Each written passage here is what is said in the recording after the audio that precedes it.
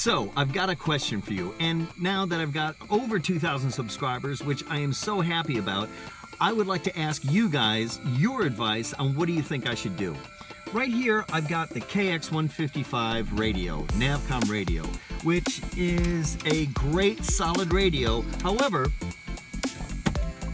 it's about 20 years old, and that technology is old. Also, the displays are starting to get a little bit funky in it, and you know, I think in 20 years it may be time for an upgrade.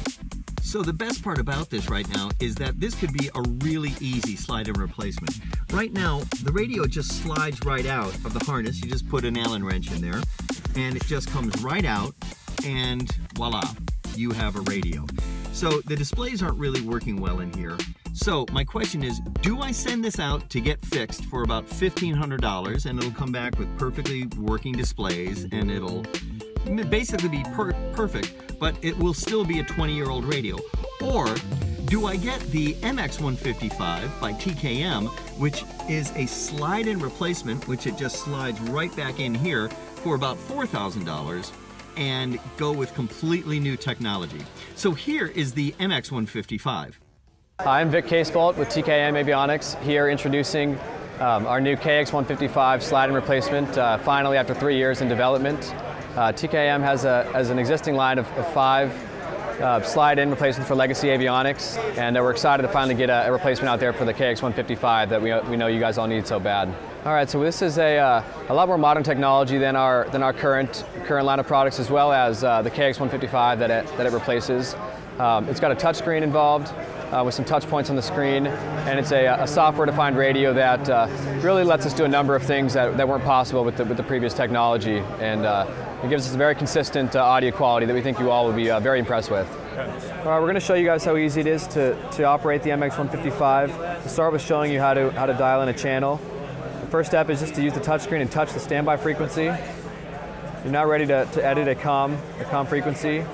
You use this knob, select a number, one click switches you over to the rest of the number here, and then you're ready to go and flip-flop. The COMM channel is now active, and using the using the nav is the same. You hit the nav standby, dial in the chosen frequency, click to get it over, and then flip-flop.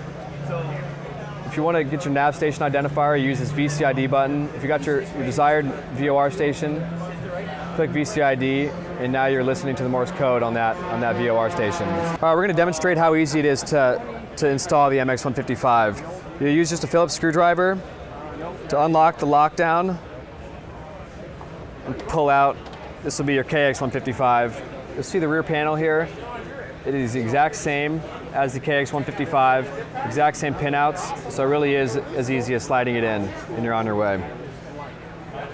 We'll slide it into the KX155 tray, same tray as used. You'll see it power up there. Then you'll use your screwdriver to lock it into the tray.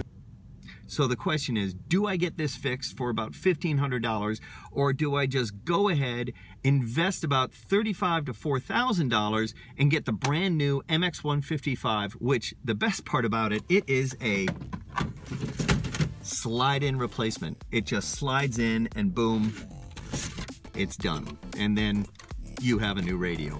And the MX155 will drive the OBS, and there is no installation. It installs in about 20 seconds. So let me know what you would do.